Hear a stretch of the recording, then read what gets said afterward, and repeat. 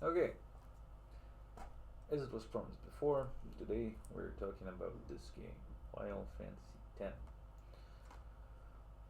As you can see, I have owned this game for quite a while, but it was like a gestalt for me, the thing that I always wished I could complete, but I didn't. I got like into the half of the game, later half of the game in terms of progression twice, but I dropped it eventually for one or the other reasons. Well, mostly because of my mongoloid builds at the time. I was a kid, of course. And now I recently have gotten myself in the mood for some Final Fantasy, and then I thought, hey, always wish to complete it. Now's the time. So I bought it for Steam again, and I have completed the HD edition this time. And Final Fantasy X2 comes with this edition for free, so maybe I will look into this in the future. So, for many, uneducated of you, or there are many kinds of people, in this comment section. We all know that, and some will have a good question. What is Final Fantasy, and what is Final Fantasy X in particular? Well, Final Fantasy is a series of games. Mostly, it's JRPG games, and not.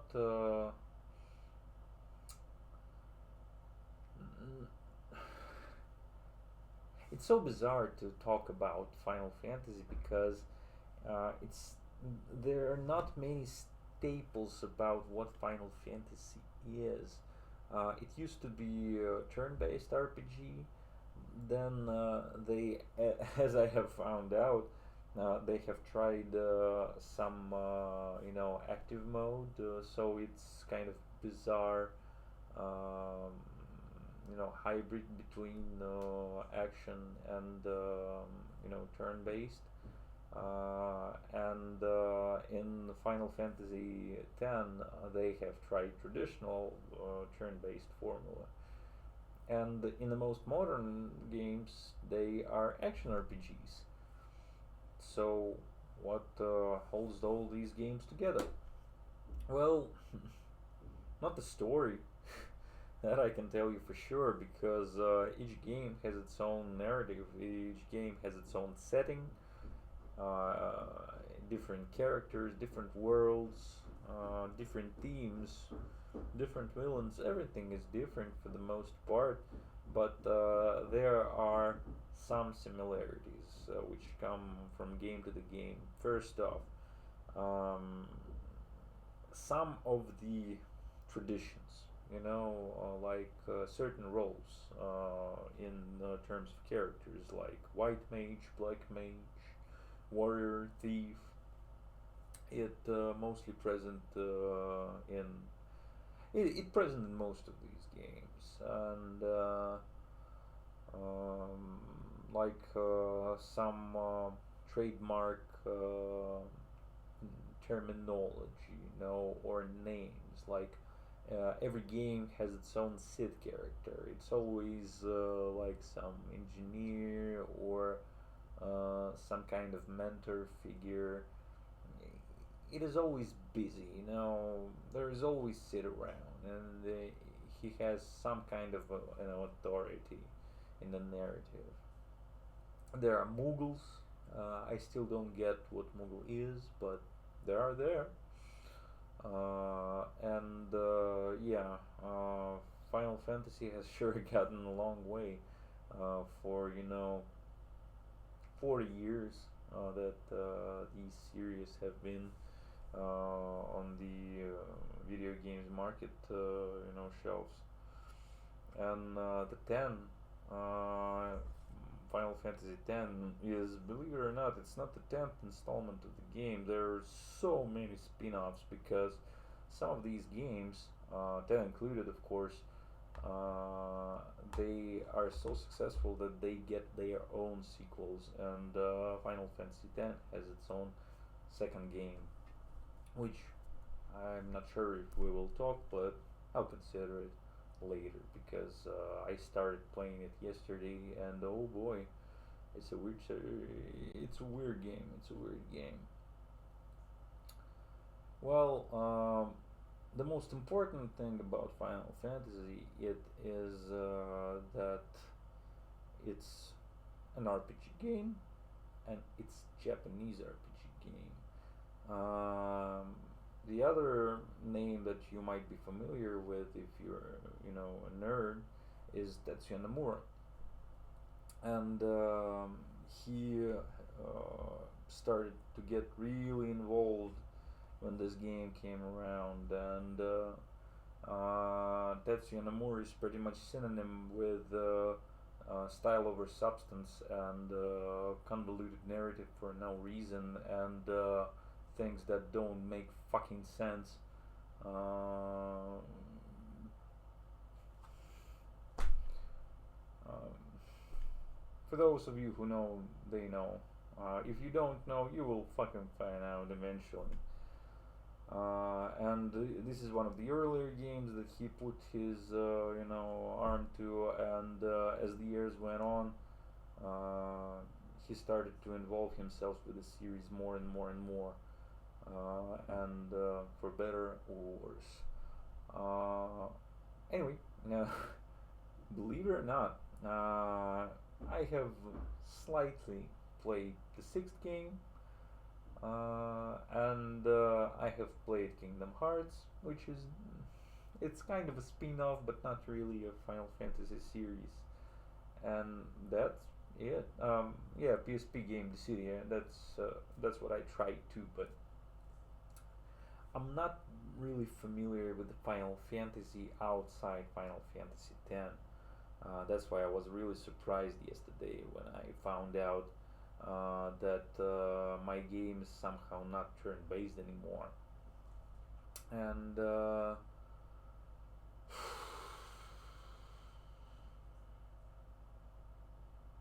it's something. It's certainly something. I will concentrate.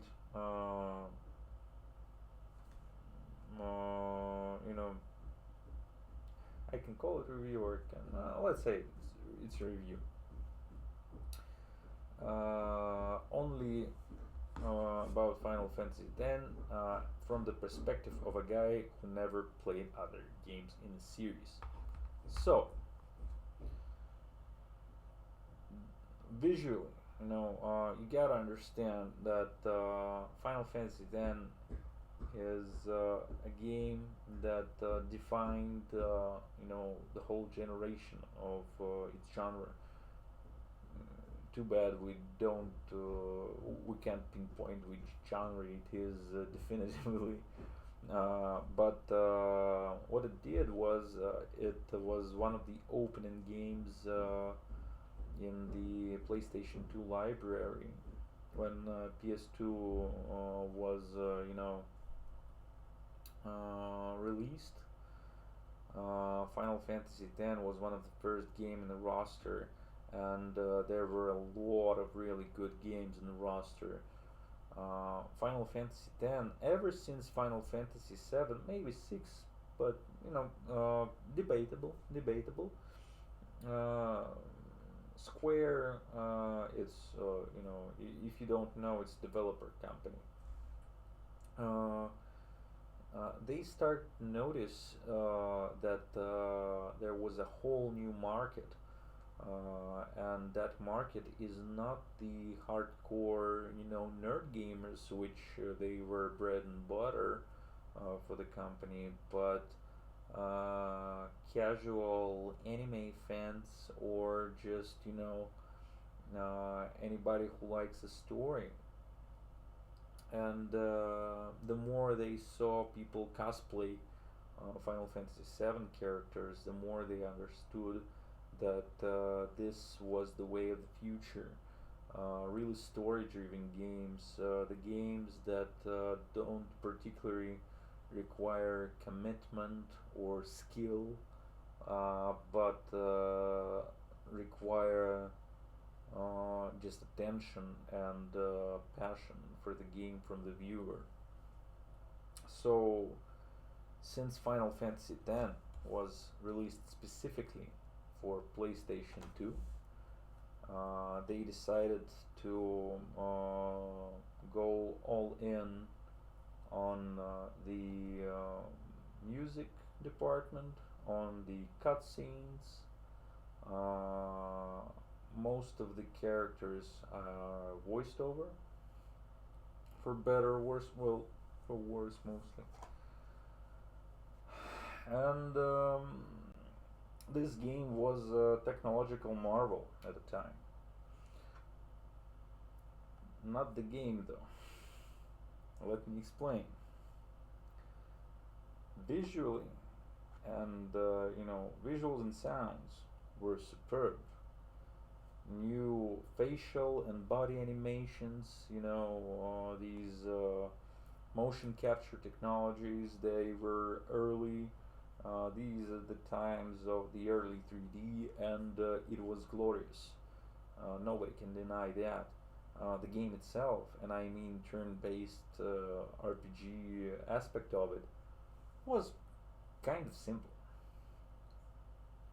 It's not a game that can give you a lot of, that can challenge your perspective on the game industry. And I think that's a good thing for the most part. So, visuals. Visuals, as I said before, creative director was Tetsuya Nomura, and man, he's the guy that can make some weird designs of the characters, of the weapons. One of the party members fights with a soccer ball, believe it or not. He has a very weird hairstyle. The main character, Titus, that is another thing, by the way. I don't understand why they still keep up with the thing. Well, I don't know in the recent games how much. Why they keep up with naming the character? Why would you? We all know that they have their name. In the end, fans call them in a name that they are perceived. Whatever. And it's all Nomura style. Style over substance. Main hero is the guy who plays Blitzball. Blitzball is a sport that was developed for this game in particular. And the idea of that sport is like mini football, mini soccer if you live in a less developed country. But it's all made in this circular or more like spherical water arena, and goalies stand in some certain triangles, and that's pretty much it. There is no fouls, there is no anything. People just throw the balls into the goalies, and that's it. They many people in this universe somehow can hold their breath forever if they want. I don't know how that works, but it is. And what's even more funny that some people find that sport among any other sport, among fucking bowling, more theatrical or something.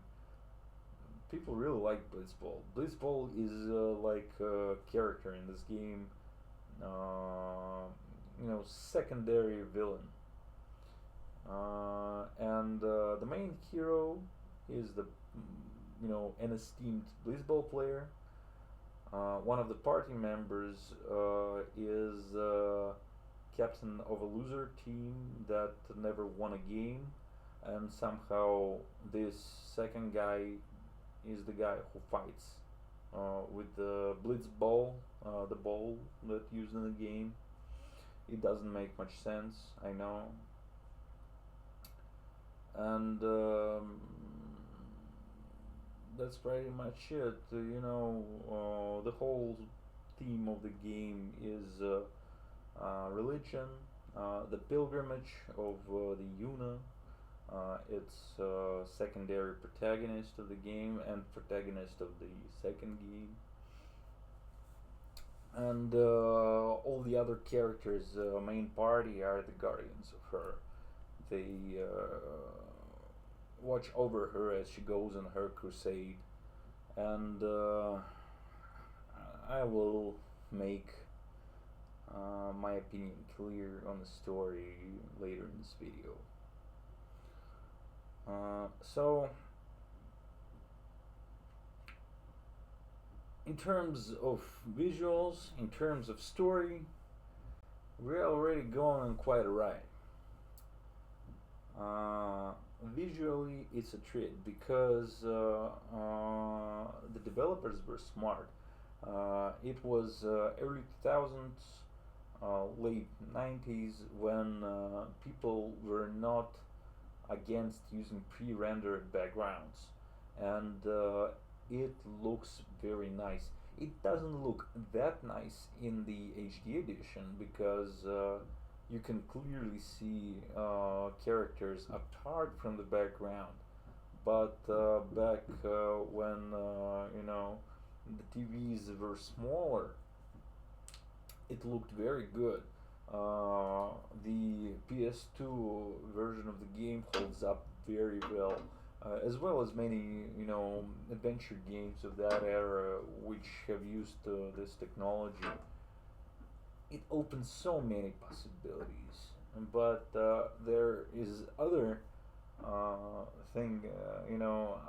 other problem that comes with it is that developers really like putting scenic uh, putting beautiful scenery in their games. Every screen must be beautiful. It must be looked at certain angle, and when your character traverses it, you traverse through that camera angle. So if you go from one screen to the next,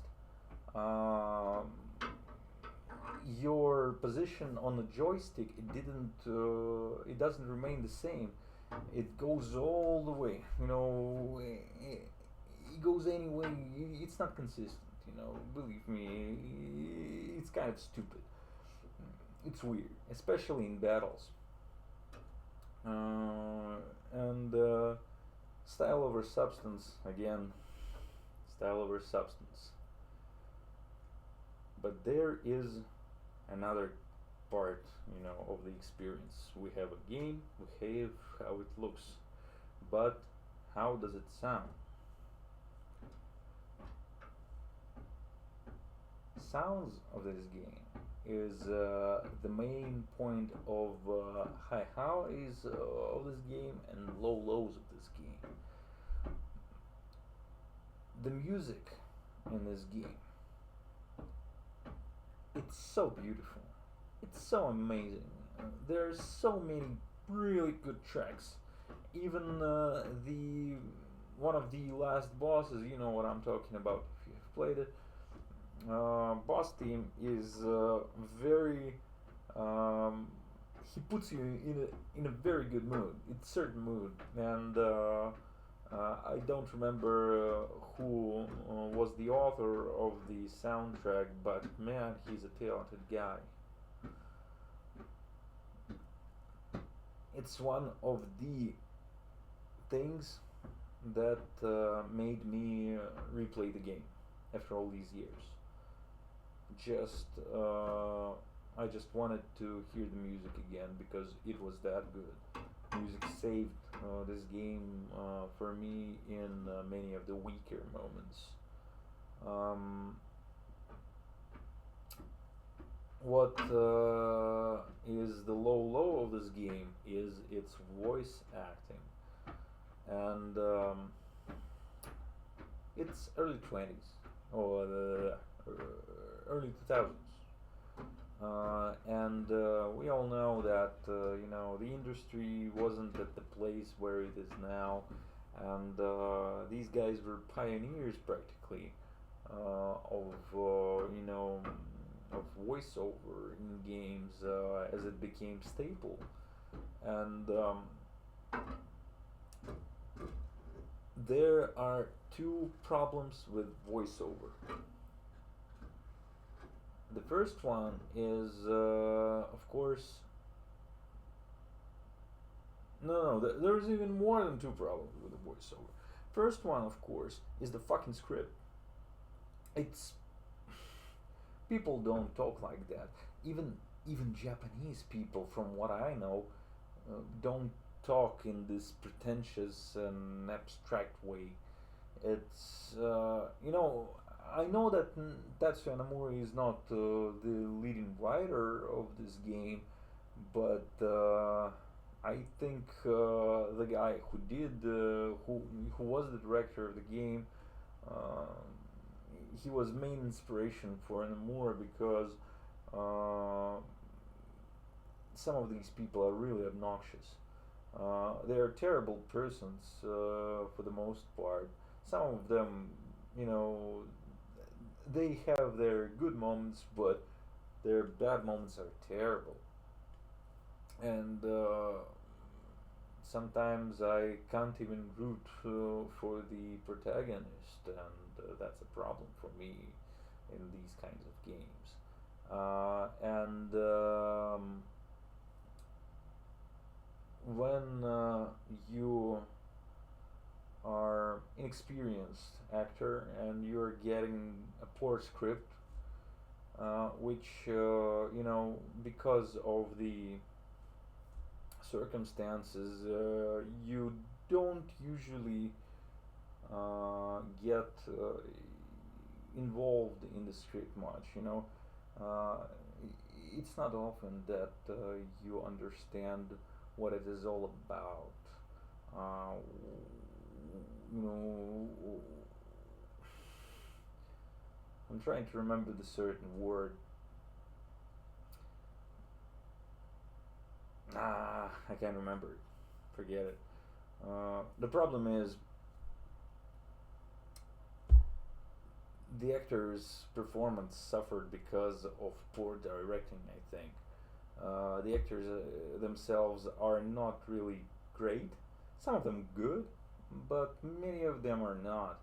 And the last problem, and I think it's when you notice it, you just can't unnotice it, is that many of the scenes they are lip synced to the Japanese voice lines, or at least believe so.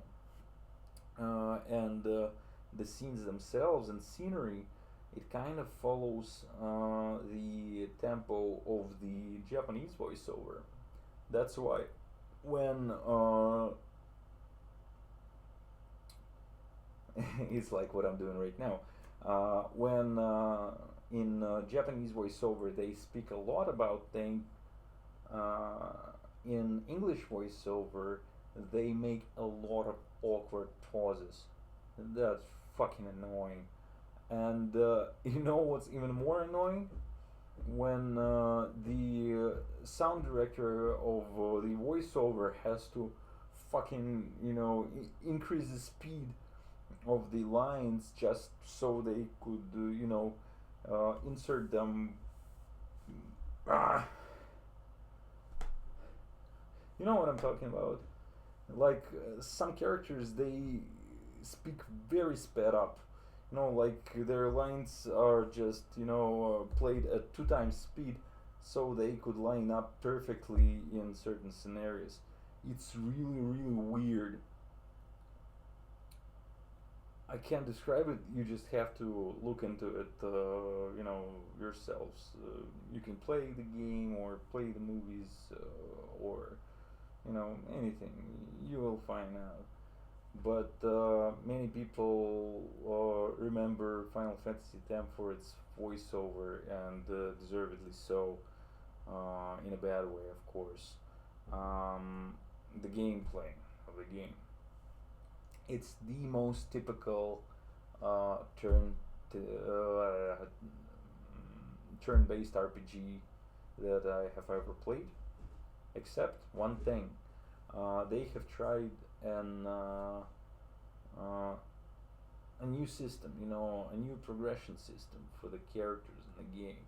All the characters in the game, they have shared talent tree, which are pretty linear for the most part, but what's cool is that you can branch out into the other characters' branches, or explore your character in the opposite direction or something.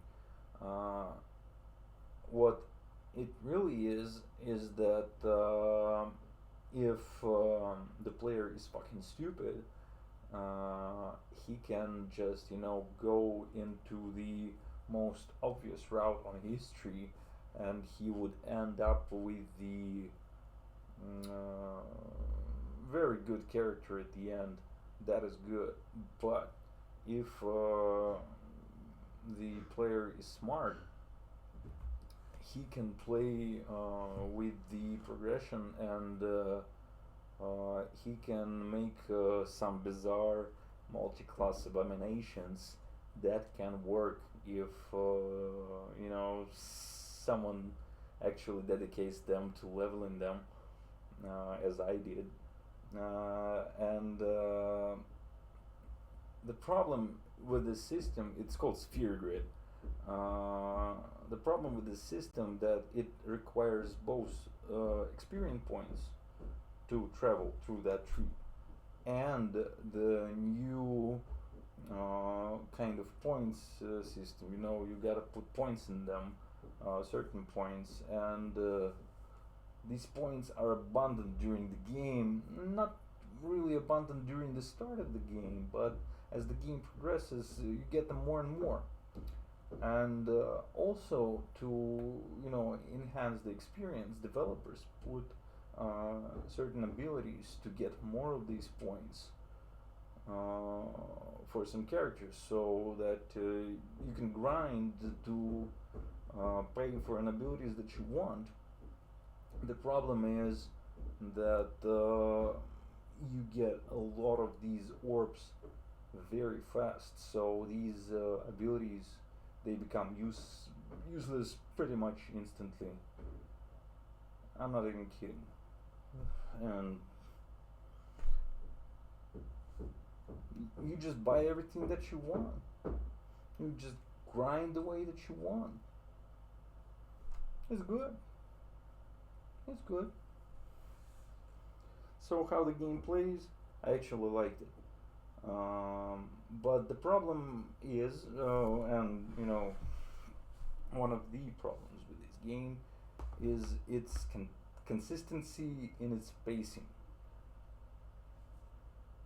or the lack of it, because sometimes it can, drop a lot of battles on you, and sometimes you're like in a desert of the cutscenes or whatever, or the Cloisters of Trials. Oh, don't start me on Cloisters of Trials.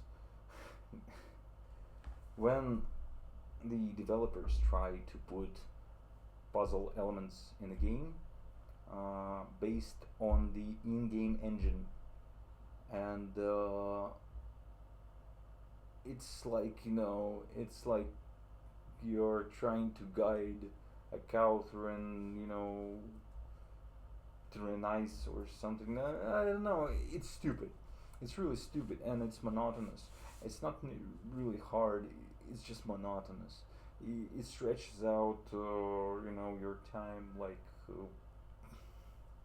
It's stupid. And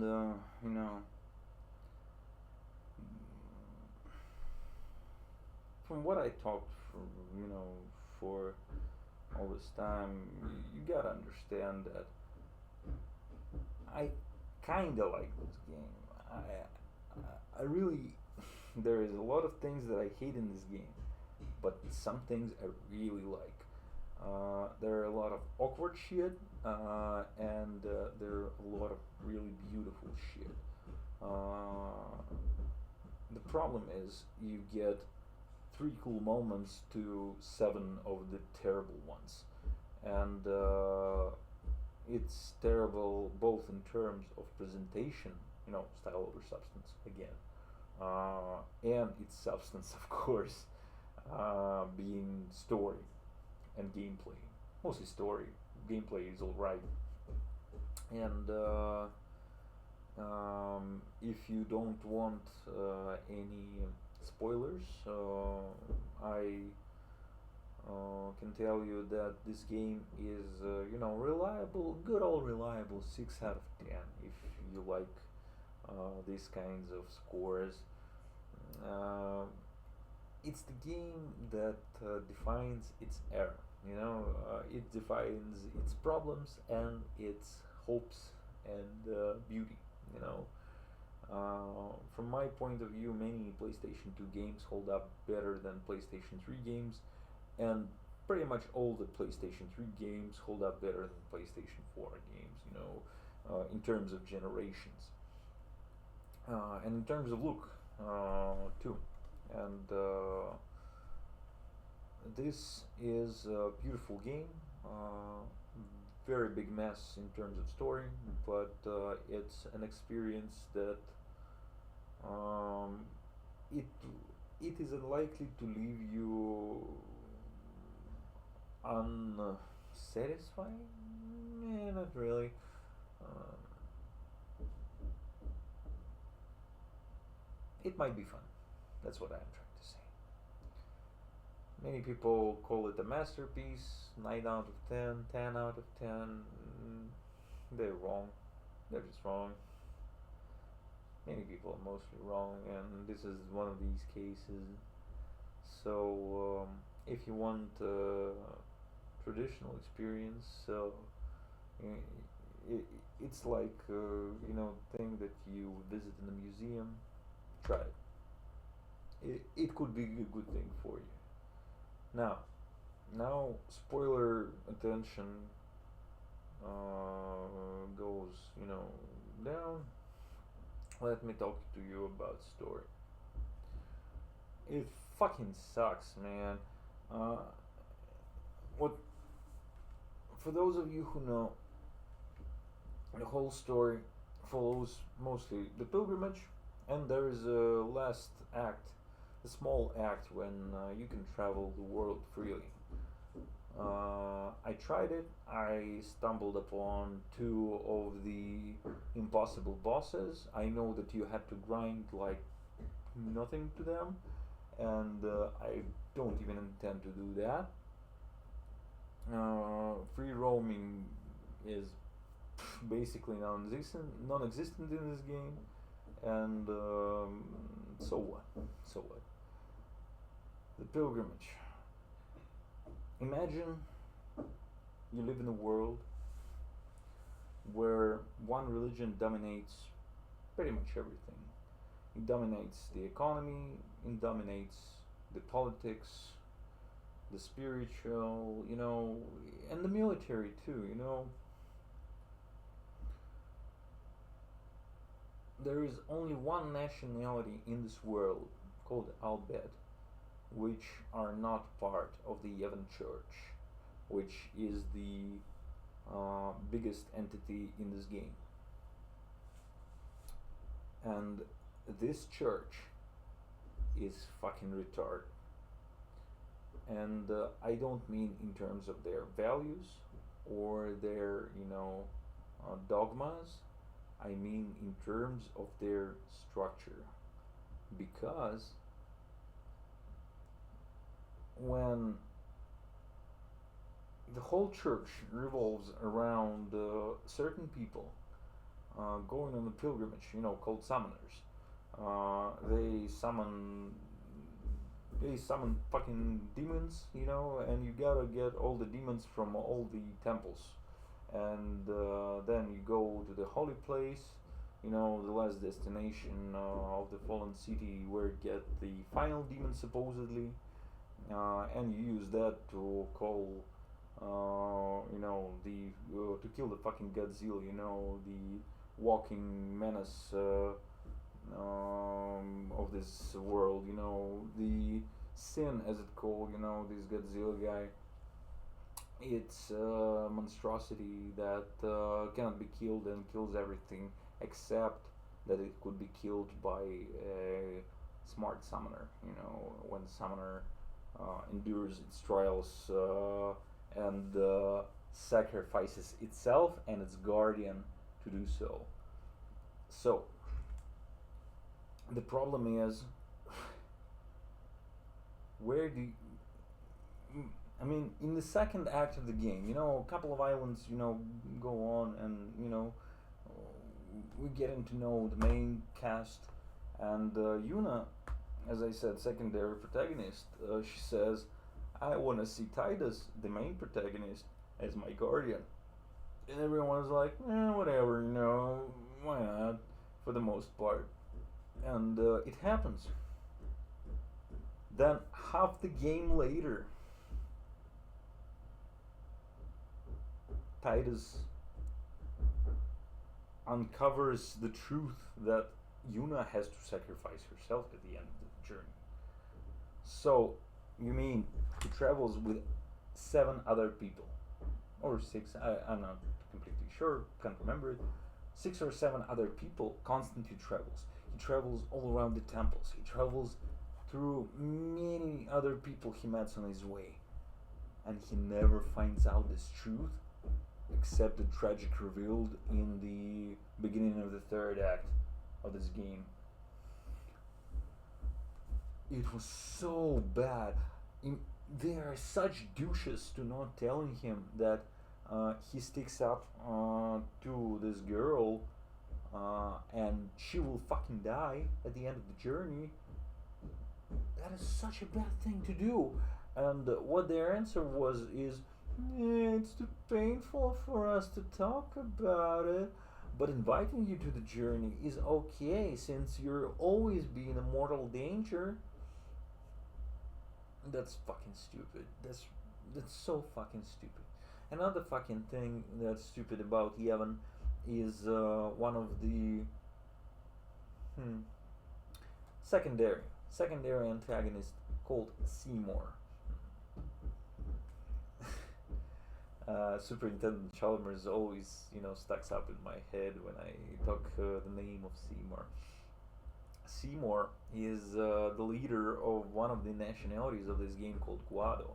Guado are kind of like an elves of this world, and but they have very long arms too, with claws or something. I don't know. It's weird, and he's a half-blood, and he kills his dad. The previous leader of his race. So the church that he is one of the 4 leaders of, there's a council of maesters and he's one of the 4 of them.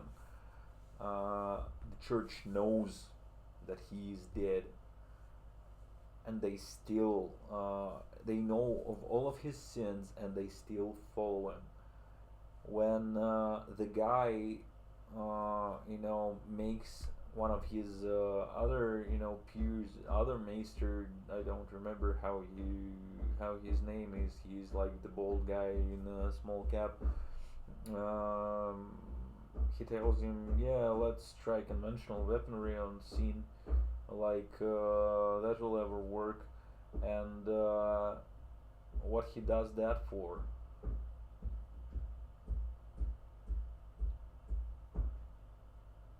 Smart part in me tells that it is some clever plan to wreak havoc in the ranks of the church. In the Crusaders. Crusaders are like the militant part, militant branch of the church, to break their spirits, but it's a terrible political move because they use machines and weapons, the gunfire, and the church condemns such things. It's their founding dogma that all these terrible things that happen to them is because of these machines. So, what do they propose? Let's use these machines to end all our problems. When all our problems stems from these machines, and when it backfires, he doesn't, suffer any consequences for it. More than that, after that, he celebrates his wedding where everybody's, using these guns at the wedding, at the political wedding. What the fuck? The Church of Yevon is the most politically moronic entity that I have ever seen in fiction. It crumbles upon pure fucking, common sense. And that's horrible. And remember when I told you about, the most tragic part of the game, that Yuna has to sacrifice herself. So when she comes to the latest part, on her journey, the ruins of once metropolitan city, the Zanarkand, and she finds out from some fucking ghost that the power that gave the final Aeon, final demon, that is required to beat Sin is no more. So you gotta speak with the other ghost of the first summoner, the one who founded the tradition that she is following.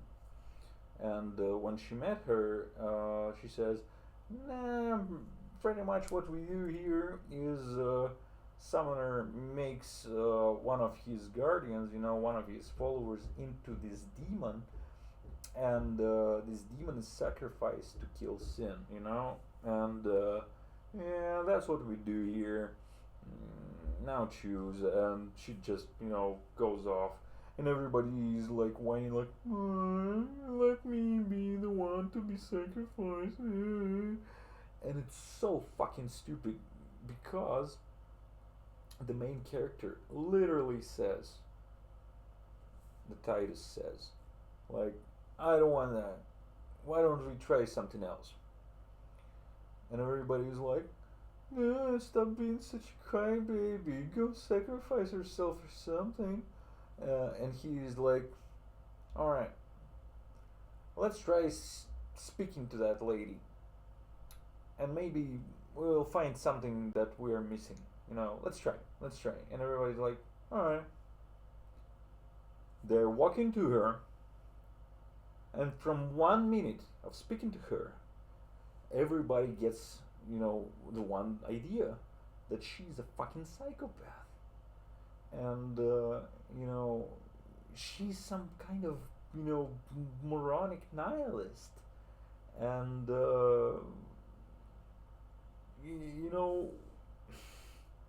how can they not,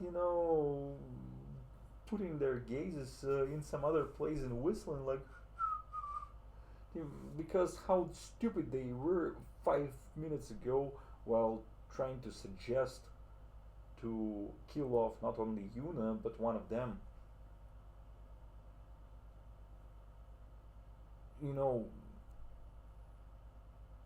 Try to listen to someone who is unhinged to save the world. Someone who literally says that saving the world is, unthinkable, and all of this is futile. Someone who is in interest of what contradicts their interest.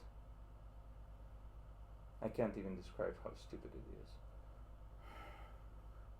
Anyway, this stupidity comes through all the game, and it ends up in the last boss. You know who the last boss is? Someone who shares the name of the church, who looks like a fucking head crab from the Half-Life series, but with a tattoo. And I still don't understand who the fuck it is. They said it's kind of like the summoner who from the ancient times, who always summons and who is possessed by some. We can't get what he wants, what he means. It's something that has no personality or interests. It's just there. It's just there, like, to end this, you know, to to kill all evil in the world, you gotta put that painting from the wall. So they invent painting on the wall, not the painting of a certain person, not the painting of scenery, not the painting of even some fruit. It's just some frame and canvas, and that's it. It's so empty, and it's so dumb, and all the sacrifices and everything, they're so pathetically stupid. So I'm sorry about my rant. I'm sorry if you like Final Fantasy and you have to hear all of this, but this is true. You can add your own comments to the topic in the section below, of course, and I will happily answer them. But yesterday, when I completed the game, I made a mistake. Well, not certainly a mistake, we'll see. First of all, I watched the movie that came with the client of the game called Eternal Calm, and it's an in-game engine. Believe it or not, it's an in-game engine. Set of cutscenes, about 20, 30 minutes long, which goes as the segue between first Final Fantasy X game to the second one.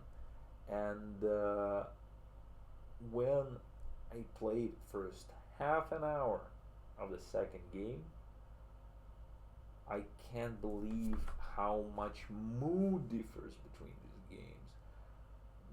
These, what the fuck is going on? Yuna, which was, the symbol of sanctity, who was the white mage of the party, who was the healer, she forgot all her magic, she forgot everything, and she fights with dual guns. What the fuck? Why? It just doesn't make sense. But I'm sure I will check up on it. Maybe I will see something that will be a saving grace of this game, but so far, I mean, even in the most important department of the game, the goth chick with big tits, first game had Lulu. No. Bellissimo. It was beautiful. Second game gives us Pain. I don't know who she is, but she's not Lulu. Maybe well, maybe I don't know about her much, but we'll see. We'll see. Alright, make sure to have a great weekend, and I hope we'll see each other soon. See ya.